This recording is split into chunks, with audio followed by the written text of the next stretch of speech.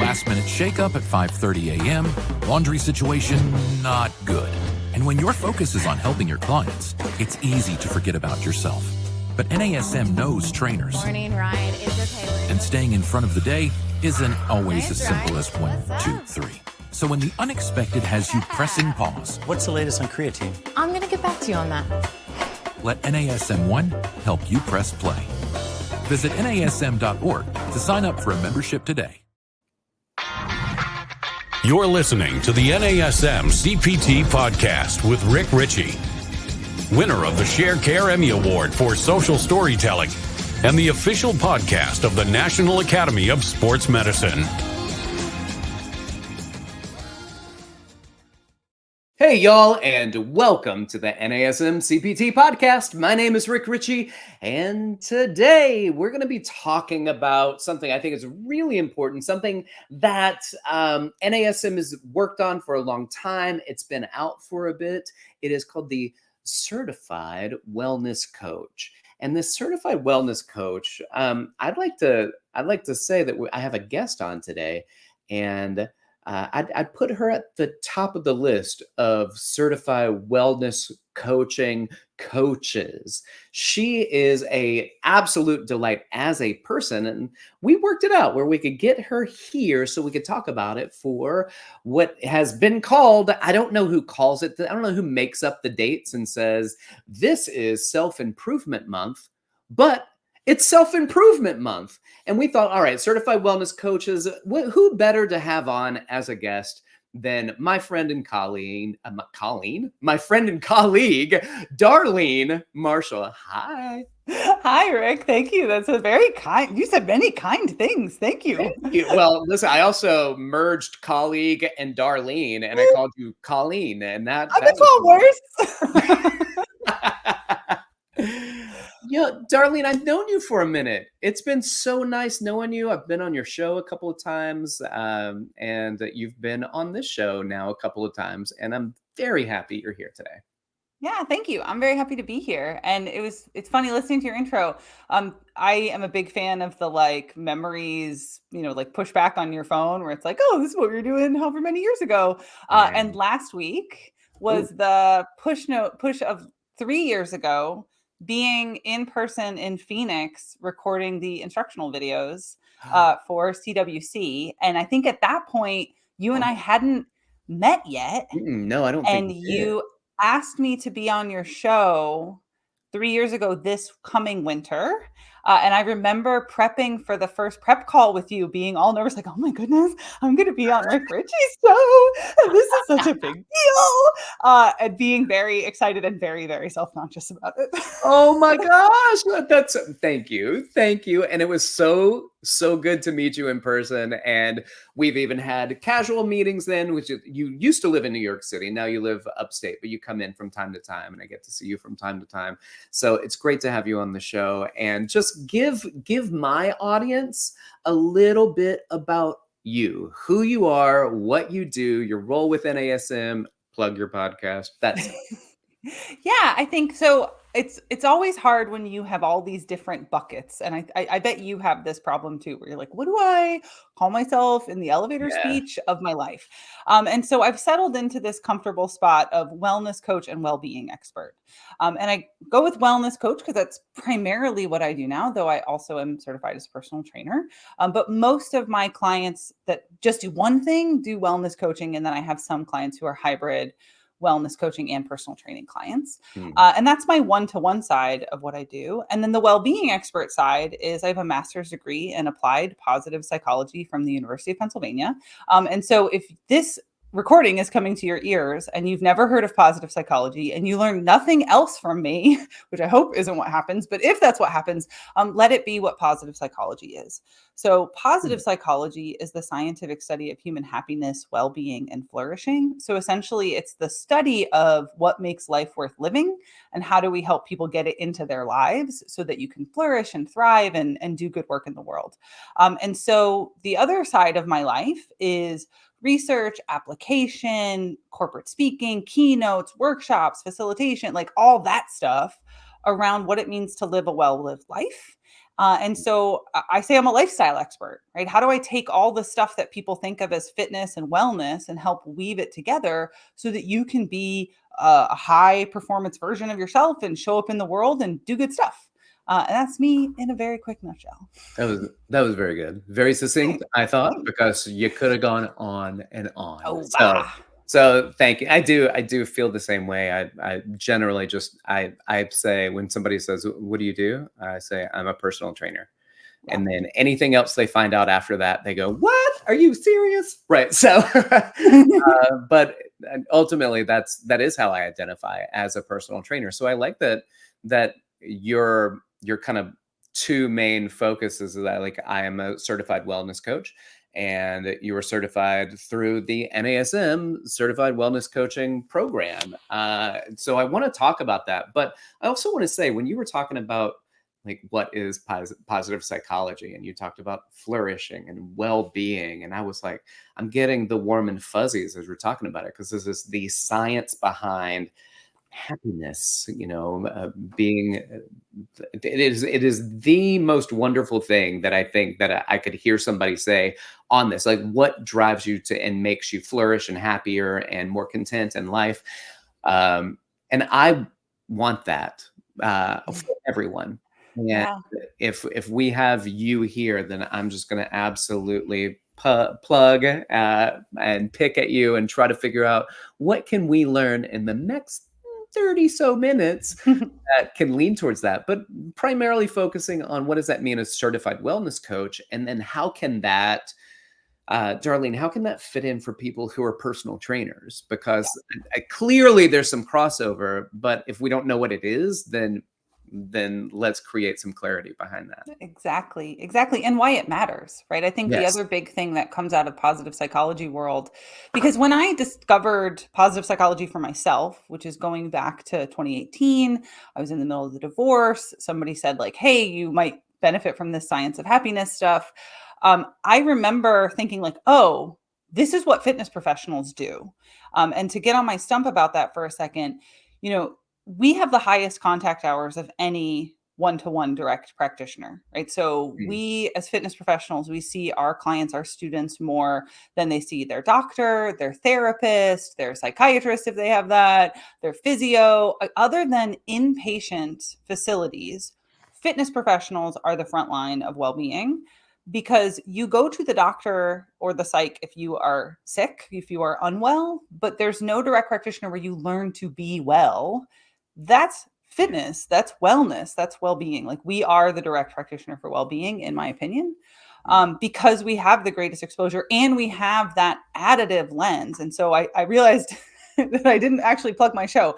My podcast, which is also on the NASM Podcast Network, is called Better Than Fine, right? The absence of the negative things in our lives. So the mitigation of negative factors, which tends to be most people's lens when it comes to health stuff, that just brings us to a neutral gear.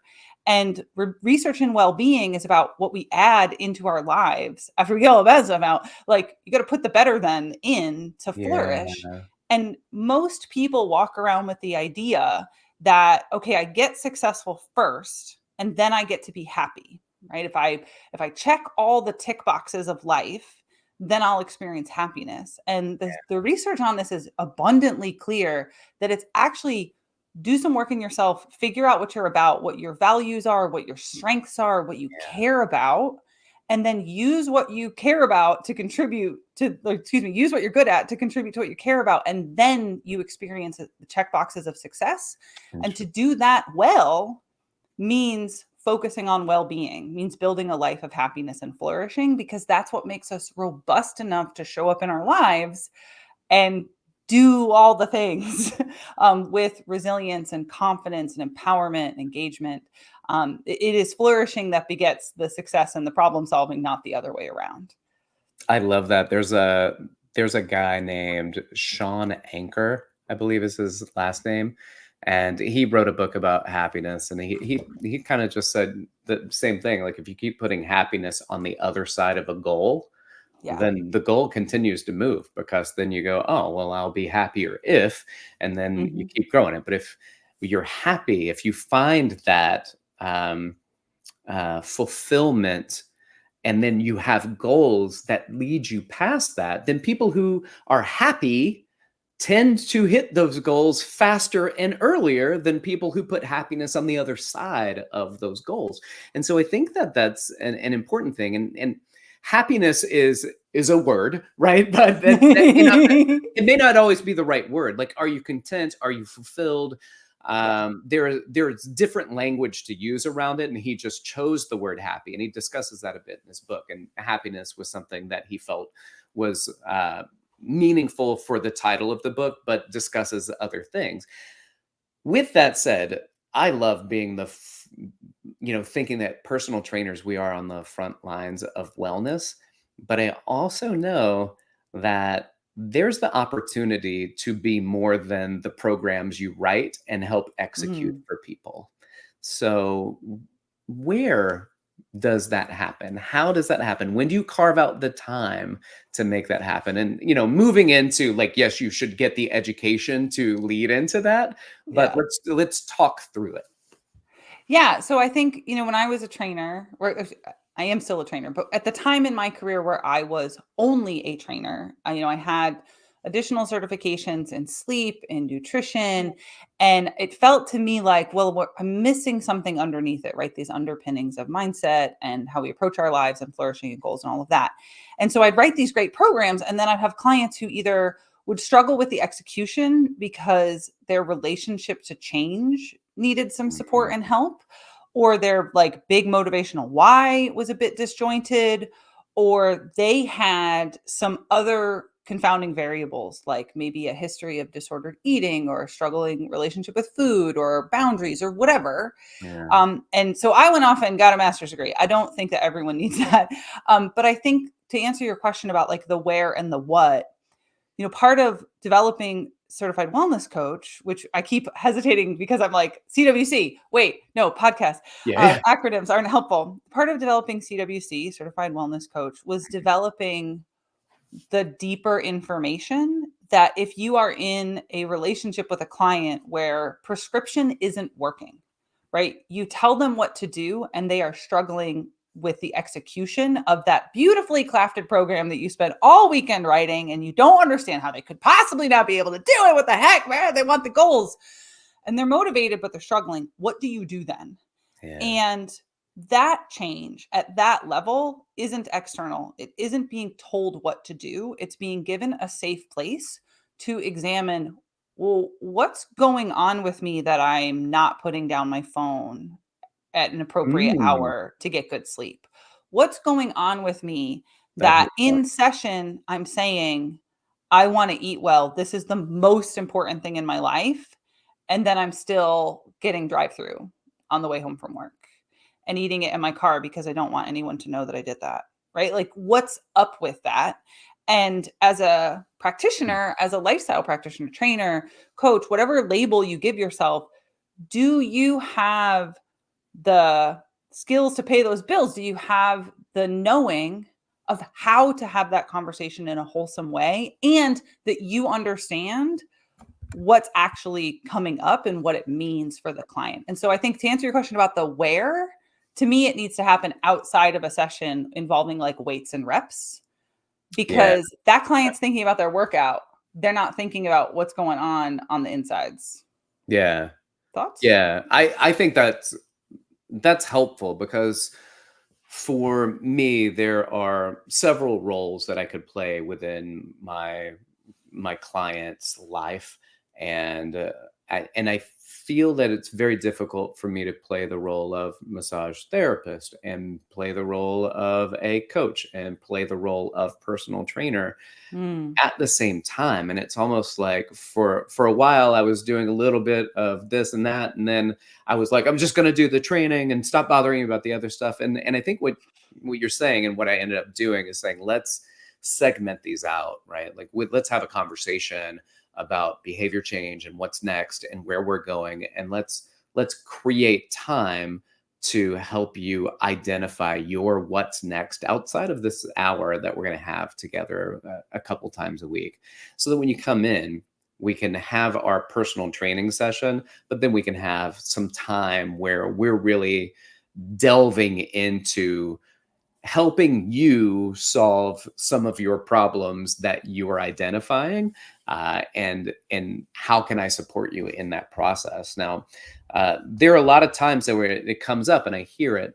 What is that difference between being a coach and a counselor when it comes to wellness? Mm. Like how much do we talk, Darlene? And then how much do we not talk in order to get somewhere? Yeah. So I think there's a few roles we want to parse out here, right? And I think you alluded to something that I want to make explicit, which is it is a negotiation with the client about what they agree is in their best interest, right? I'm not telling my client, okay, today's not a training session, we're going to coach, and here's why. I'm saying, I'm hearing X, Y, and Z. I think we should pull back and have this conversation. Does that make sense to you? And do you agree? Mm. Right. So that it's a collaboration, not a dictatorship. That's a hard role for a trainer to move I into know. sometimes. It's very easy for us to go, this is what we're doing. And Yeah. so to Well, collab is important. and to allude to that, like that's in the job description, right? A personal trainer gets hired by a client to create a specific physiological adaptation through exercise, through a well-constructed program that, Mhm. yes, is an evolving document and it can adapt, but like that's what we do in that role. And, you asked this question about coach versus counselor and Yeah. how does the structure of that work? When I've got my coach hat on, my job is to create the space for self-examination. And there's kind of two modes to that, right? There's the mode of I'm making sure that you have access to accurate technical information, right? That's the telling part. Mm. But once I know that you have that technical information, then I'm going to help you puzzle out what's the right thing to do with it. So I'll give you an example. If I've got a client who is like, I know I don't eat as healthy as I want to, I'll be like, okay, these are some of the pillars of healthy eating. What's that look like in your life? And this happened recently with a client. She never cooked anything. She's in her 40s. Like, and it was a big step for her to decide to make just baked chicken thighs. Hmm. And we went out together on, Dr. Google and made sure that she knew how to find the reference information. And that's something that I think any fitness professional is going to take for granted, right? Like you turn on the oven, you put on a sheet pan, you spray it down, you put it in, you put some salt and pepper, go nuts. But for this client, that was a huge leap for her. And she was remarkably proud of herself on the other side of it. But if I just gave her a nutritional protocol and was like, here you go, champ, go execute, that is not something that she would have been able to do. It would have been very stressful and probably involved a lot of shame, and she would have shut down hard. So what she needed was just, hey, protein, vegetables, structure, and then to be met where she is. And that meeting someone is the listening, it's the holding space, it's the helping them examine their emotions and their thinking. And the line where it becomes counselor is the line where it is clinical, right? Where there is the signs of a clinical, medical, psychological problem. And at that point, they need to go to a clinical professional. And it's not uncommon for my clients to also be working with a mental health practitioner. And great, like collaborating through them, collaborating with that person and making sure that we help that client make safe, sustainable change that isn't going to cause a health reversion in their lives, right? Like that's staying in scope of practice. Yeah. Oh, scope of practice is an important conversation to have. And let's talk about that, but let's talk about it in a moment because I'm going to drop something for our listeners. I want to say that this episode of the NASM-CPT Podcast is brought to you by NASM One, the membership for trainers and coaches. Members enjoy unlimited access to hundreds of career resources. Get the Edge app to schedule and program clients. Enjoy half off all certifications and specializations, including the Certified Wellness Coach, access to free CEUs and more. All of this for just $35 a month. Go to nasm.org/membership to learn more about NASM One. All right. Now, Darlene, let's talk a little bit about not just scope of practice, but I want to go back to something you said about meeting people where they are. And once we identify that, there are going to be people who like we will steer away from certain conversations, and that's maybe who your mental health counselor will be. Meeting people where they are is, you don't know where that is until we stop talking and or ask the right questions to get them to provide the right answers. As we're building relationships with people and we're talking to our clients and trying to understand, do you have like, here's my sheet of questions that I like to ask, almost like the PAR-Q for fitness professionals. Do you have your PAR-Q for certified, for your wellness coaching? Yeah, I the PAR-Q being an activity screener, right, of like what is safe for this person. I do ask every client, like, are you in therapy? Have you been in a therapeutic relationship before? Is there anything I should know about that? Because that's part of the conversation about, I am not a therapist, especially because my master's degree makes it sound like I do some volunteer work with veterans and they always call me a head shrinker. Like, I'm not a head shrinker.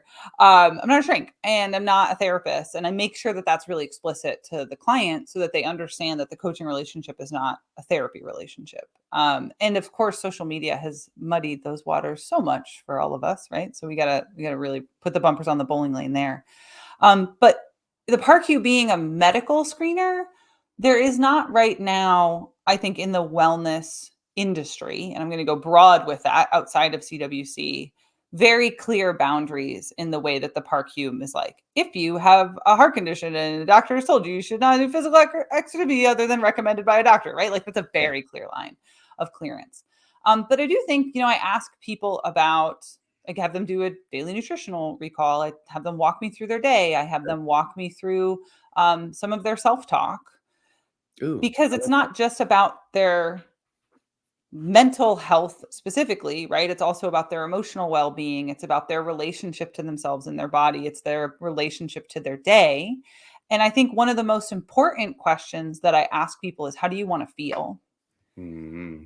And most of the time, I'm going to say 9 out of 10 times, the response is, I don't want to feel that. Like, whatever the is for them, right? I don't want to be anxious. I don't want to be frustrated. I don't want to feel fat. I don't want to feel sick. I don't want to feel lethargic. So I let them talk that out. And then I'll say, okay, thank you so much for sharing that. I really appreciate your vulnerability. But you didn't answer the question I asked. So I'm going to ask it again. How do you want to feel, right? Because the absence of the negative isn't the same as the presence of the positive. And I want to get them to shift their mindset, because you said something earlier that's so important around the difference between mitigation, right? Where, like, if I do a movement screening with a client and I see a pattern that means, like, okay, I got to clean that up before I can load your back squat, because we're going to get some real wonky ankles and knees here. Like, we got to open up that calf mobility. That's different than something additive and positive and a yes and mentality. And so that is the how do you want to feel question is almost a trick question, so that I can gauge, is that person thinking avoidance or is that person thinking progress? And how do I help them engage with progress thinking and that growth orientation? All of which we talk about in CWC. You were one of the authors in that course, is that right? Yeah, it was great. Yeah. Movement chapters. We worked on one of those chapters together. We sure did. I enjoy the process of doing things like that. I also I enjoy learning from you. I'm a big fan of your podcast, by the way, Darlene. Huge fan of your podcast. I also get warm and fuzzies because occasionally in a podcast, you'll be like, and Rick Ritchie says, and you'll do one of my quotes, and you give a little bit of something is better than a whole lot of nothing. I use it all. You said for the first time on Better Than Fine. I think you're right. I did. I geeked out when you said it. I was like, Rick, that was brilliant. Yeah. Thank you. But I want to let's talk about this, because you said something just now. You were talking about positive self-talk, and a lot of times when I get people into the gym, they're coming in to solve a problem, right? Yeah. There is a problem. It's not oftentimes very much this forward motivation towards something. It's away from something. I'm trying to get away from something. And this can be valuable for us as personal trainers, even people who are listening, who are maybe not considering going towards becoming a certified wellness coach. But how do you have these conversations with people about positive self-talk, and where can personal trainers, even outside of CWC, start adding that into even like their training practice? Yeah, well, here's a plug for NASM1. By the way, I love your your live rolled like NASM1 doing I the wanted to voice make it by sound like Rick a commercial. Ritchie. Oh my God, it sounded great. Guys, he did that live while we're recording. That wasn't pre-recorded. That was like Rick Ritchie on the fly, like real deal. Yeah, I was like, Thank you. ooh, baby, you got the ad voice. Haha. Anywho doodle. So I have 2 courses on NASM1 that are based in emotional intelligence and how do we as practitioners engage emotionally with our clients. And so one of them is a focus on positive emotional experience, the value of positive emotional experience, why it matters when we're talking about motivation and getting people more consistent and engaging in behavior change. The other one is a course that I wish I had early in my career. I'm going to tell a quick story. I remember pretty early on in my training career, and I started in a big luxury multinational fitness brand, very big name brand at a flagship, very fancy celebrities, the whole nine, like ooh ah. And I grew up on a dirt road, like to be in the West Village in New York City, and like Hugh Jackman's doing deadlifts and Cameron Diaz is marching by. But I had this one client who maybe 6 months into my career, she went through a breakup and she showed up to a session and she was just sobbing. And she didn't want to not come to the session because she would have been charged for late cancellation. So she's just crying in the middle of the training floor, the middle of the session. And I'm like, what do I do? I wrote the program. We got to stay on the program. I got to keep on the program. And one of the senior trainers is like, just take her into the stairwell, because we had a fire stairwell. It was a 5-floor gym. Like, just take her in the stairwell and have her run stairs until she stops crying. Whoa. And and I wish I could go back to that moment and meet this person's experience with more compassion and the toolkit I have now, because I would have handled it so differently, right? Or it would have been more an investment in her recovery and teaching her some breathing and helping her connect to a deeper version of herself, which some people might be like, that's not training, that's therapy. Like, no, that's being a person.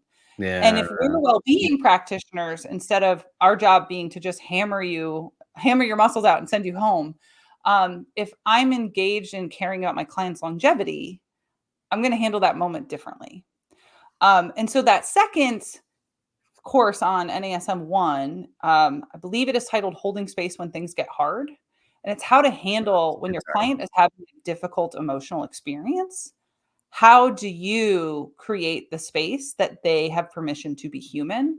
Because it's very possible for some of the clients I've had, like, I'm the most steady relationship in their life. Yeah. I'm a safe space. I'm the person outside of their day-to-day world that they can be whoever they are with. And there's a foundational premise in coaching of unconditional positive regard that I only stay with a client if I can maintain unconditional positive care for their human experience. And I've had clients where I'm like, you know what, this relationship has changed. We're not going to keep doing this anymore because I couldn't maintain it. Right. Like I'm a human too. I'm not perfect. Right. But that's where I would point people. There's plenty of books. I can talk about books and but like, that's something tailored toward trainers and wellness coaches, specifically about emotional intelligence and dealing with emotions. And so I would. That's good. I like the plug for NASM1 there too. So thank you for. I didn't do it in my ad voice though. Yeah. Oh, that's it. Can you imagine? I do the entire interview like this, Darlene Marshall. We are here to talk about wellness. I want to say that having you on is always such a pleasure. I want to continue to go just a little bit further down the wellness coaching rabbit hole before we kind of bring this to its conclusion. But when it comes to wellness coaching, this is quite an investment. It's a financial investment. It is a time investment. What are the benefits that we and our clients get out of it should we decide to go down this path? Yeah. I can hear the marketing people in the back of my head going, don't say it, but I'm going to say it. Like, not every certification is for everyone, right? Like, know what, she said Yeah. the words out loud. Run commercial, Rick. Cut her off. Go, Eric. Yeah, let me go back to it real quick. This episode of the NAS, they're cutting you off. Our producer Eric behind the scenes is probably like, the two of you are hamming so hard, dial it back. But to answer your question, if you know who you serve and you know what they will benefit from, right? There's so much out there for trainers, for coaches around business stuff, around niche. And I'm also going to take this opportunity to plug the new wellness coaching business blueprint, which I was an author on and the peer reviewer, and I built out the workbook for, and that is for anybody starting a coaching business that needs some business operation sides, right? They got to get their business ops dialed in. But part of it, we talk about niche, and part of dialing in on your niche is asking yourself, like, well, what do those people actually need? Like, what are they struggling with? What are their problems that I can help to solve? And the answer to, like, well, what do your clients get, or what do you get as a trainer? If you as a trainer are someone who works with a population that you can tell them exactly what to do that will give them the adaptation that they say they so desperately want, and then they struggle to execute, which is a lot of people, wellness coaching will help you to understand their roadblocks better and to identify those roadblocks, to chunk things down into doable change. Because a person who goes into the fitness industry already loves this stuff, at least I would hope, and has some kind of positive experience and attachment to the tools and the lifestyle and the ideals of fitness, or you wouldn't be in this industry. But the people we serve aren't like that, right? They something about them is wired different than us, or they would be trainers themselves. Right. And so the ability to, like, origami your mind into the shape of your client's origami mind, and match them, and then walk them through to the version of themselves that they aspire toward when they don't know how to do it on their own. And even when given the perfect program, they struggle. And so as I'm describing this, if you are a trainer and your niche client, like your population of service, that sounds like them, you're probably going to want to check out Certified Wellness Coach. It is the thing that I desperately needed when I was at that point in my career where I'm like, okay, I've gotten all my certification checkboxes and I know how to do kettlebells and vipers and TRXs and this and that and the other thing. And I'm pre and postnatal certified. I was even certified as a doula to make me better at training pregnancies. And I was still like, there's something missing. They're stuck. I don't know how to help them. It was this. And I was so honored to get to go help build it so that, like, hey, if you're that trainer, this is the thing for you. And it's been very rewarding when other trainers find it and reach out and they're like, oh my God, you made the thing. I needed the thing. And I'm like, yes, thank you. I love it too. It is definitely a heart project that I'm honored to have gotten to do. This is the blueprint that you're talking about, right? Oh, I was talking about CWC. I was talking about Certified Wellness Coach. The blueprint is, like, a lot of people were reaching out, finishing CWC and saying, like, hey, this is fabulous. I don't know how to run a business. And so that was business blueprint. Awesome. Like, okay, and I think that's important. I actually had somebody reach out recently, said the same thing about nutrition. Rick, I'm going through the nutrition coaching. And here's the thing. I don't know what that means once I achieve it. Where does my business go from there? Can you do a podcast on it? So I'm actually right now in the process of looking for subject matter experts and this is where it's kind of different from you, is because the first subject matter expert was Brad Dieter, who I do want to have on the show. He's a PhD in nutrition. And I said, thank you. I do want to have him on the show, but I want to reject him for this premise. And the reason why is he has a PhD. He's got, like, a built-in credential that I don't have. So of course, Brad's successful. He's got a PhD in nutrition. I want to know where to start from nutrition, right? So kind of taking that with what you're saying, you have a master's degree in positive psychology, but now you've laid out a blueprint where it says, okay, for you who are now certified wellness coaches, you may not have the credentials and the connections that I have because of your schooling. You have now laid out kind of a how-to on what's it like to start. And that's huge. That's literally what I'm looking for in the nutrition component. And you're laying it out right now for the wellness component. And like I said, there's workbooks. And I think you could easily take all of the places in that course, the business blueprint, where we say wellness coach and substitute nutrition coach, and it would still fly. But I think, even though, yes, I have a MAP degree from Penn. Nobody knows what that means. So it's still like, unlike having a PhD in nutrition and being a nutritionist or a dietitian, right? Like there's also a medical component to that. Being a well-being professional, there are sometimes I'll be in some rooms and it sounds like something I made up. Yeah. Explain to people what it is. Like, no, this is a real thing. Because if you're not a well-being nerd, you don't know who Martin Seligman is. But if you are a well-being nerd, you're like, ooh. And it's very fun to watch people's reactions where they're like, oh, UTA for Seligman? Or other people being like, isn't Penn a state school? Anyway. Wrong school. Anyway, I digress. The point being that business, the wellness coaching business blueprint, it is not just the information, like, okay, here's some information about what it means to run a business. You should probably go register your business and get a business bank account. And also here's why. But then every section has workbooks that I designed with the product team that walk you through the questions that you need to ask yourself about, well, what do I care about? And what is a niche? And what is my marketing strategy? And how do I find clients? And do I want to work for someone else or do I want to work for myself? And how do you tease that out? And I was at a conference last week with some other people from NASM talking about we should have this for CPT. We should have this for personal trainers. Agreed. At least the first chapter where it's do you want to work for yourself or do you want to work for a gym? Do you want to go corporate fitness? Do you want to work for a big box? Do you want to do part-time? How do you decide for yourself what's the right first step in your career? And unquestionably for me, I love being self-employed now, but unquestionably for me, the first 8 years that I spent in a gym at every level of in-club fitness, right? So I baby trainer on the floor, handing out towels, networking, building a business from scratch. At the time, I was the fastest ramp that they'd ever had at the club. That record got broken 2 years later, so I can't say that anymore.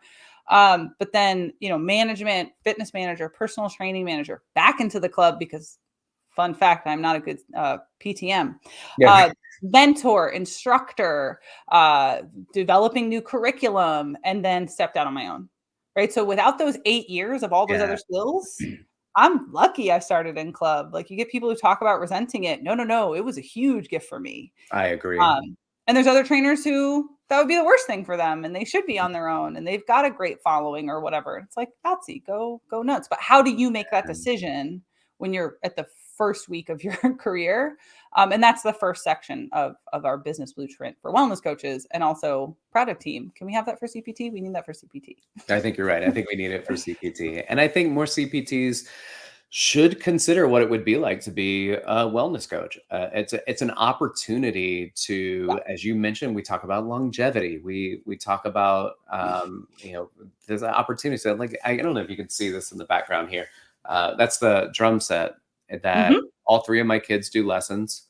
And then the only time they touch it is the following week when they do lessons. So the question is, do you want to play drums or do you want to just be able to play drums? Same road bag for my guitar. Yeah.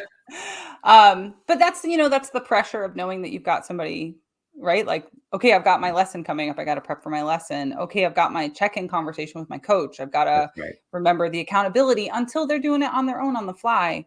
And I will say, it's not all sunshine and unicorn farts on this side. I think the biggest challenge for trainers looking to incorporate wellness coaching is how do you have the conversation with your client about why wellness coaching could be helpful, right? If they're like, I just want to like, I hate using the weight loss goal because I think it's such a trope, but it is one of the most common things we hear, right? Like, I want to lose weight. Okay, you want to lose weight. I want to lose weight. I just want to work out. Like, let's just get to our workout. It's like, yeah, okay, but you're struggling with these other bits. We need to take a step back and talk about what's going on with you so that you can execute more effectively on the parts that actually, have the biggest impact on weight. Like, I think most people in the industry know at this point that it's not actually the lift, right? Yeah. It's their sleep, their recovery, and their nutrition have a way bigger impact long-term on weight and body and adipose tissue, on body fat. So the ability to communicate that effectively to the client is I think the biggest hurdle, not the value in the certification itself and the information. And yeah, we should do an episode on that. I agree.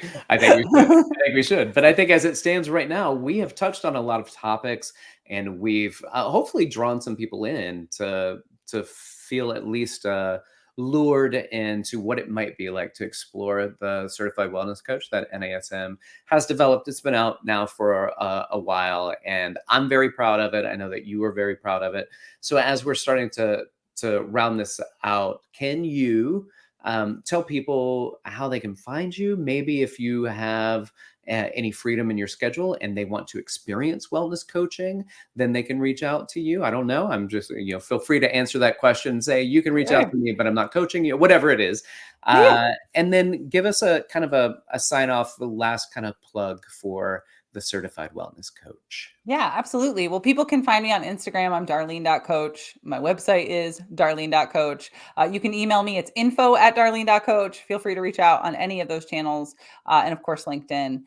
The podcast is called Better Than Fine. I do wellness coaching. And right now I'm actually running a special. It's called the 90-minute wellness roadmap. And it's because I found that there were lots of people who were just kind of stuck and needed a bit of a nudge and a shift of their thinking or container. And so it's a 90-minute session that's currently on sale for $100 just give people, because I'd rather, I'd rather have the schedule me in, really effective. Yeah, sign up, man. I'm happy to. I'd rather a conversation that's really effective, and then be here if you need a touch point, circle back, then sell somebody a package, right? Like, we spent an hour together in a consult. I sold you a package, and then 3 sessions in, you're humming along and you're doing great. And it's like, well, I feel like I tricked you. Yeah. And so I just, I was like, let's just start everybody off with this 90-minute incubator and then let them go with it for a week. And then if they want a long-term coaching relationship, we can dive a little deeper. But yeah, so those are on sale right now for $100. I think there's 6 left at that price point. So jump on it today. And then I will say final thoughts on certified wellness coach. It was an incredible heart project for everyone who worked on it. And I can't say enough the caliber of person that worked on this. Jamie Tarter from Nova Southeastern University and a number of people on her team, but I think I'm a huge Kelly McGonigal fangirl. Yeah, and for anybody who doesn't know who that is, she's been on Better Than Fine twice. Go check out her episodes. She's a Stanford PhD in psychology and behavior change, who's really deep into positive emotion and the effects and just energizing nature of positive emotion. If you want a quick taste of how awesome she is, there's a great article in the New York Times about what a workout based in joy is. Danielle Friedman wrote that article. They are beautiful collaborators together. She got a book called The Joy of Movement, and she was the peer reviewer and did a bunch of the videos for the movement chapters for CWC. And when the product team called me and said, hey, would you like to work on this? Also, Kelly McGonigal is going to be your peer reviewer. I think I had some kind of split Fisher personality moment where I was so simultaneously excited and absolutely terrified, because I look up to her so much and I was like, you want me to work with who? Oh my God. So yeah, the caliber of person is really high. And just the expertise is really high. And it's Yeah, it's wonderful. Yeah, Can't I say enough. actually I read her book due to your recommendation and hearing you talk about it on your podcast. So so thank you so much for being here, taking time out of your day to share with us as fitness professionals what it's like to start incorporating potentially certified wellness coaching, the value of it, and how that can help with our clients. All right, Darlene Marshall, thank you for being here. I appreciate you. And I want to tell everybody, go check out her podcast, Better Than Fine. I also want to say to you, if you've got questions for me, reach out. Hit me up at dr.rickritchie on Instagram or rick.ritchie@nasm.org. Y'all keep inspiring people to fitness. Like, subscribe, share with your fitness friends and family. Thanks for listening. This has been the NASM CPT Podcast.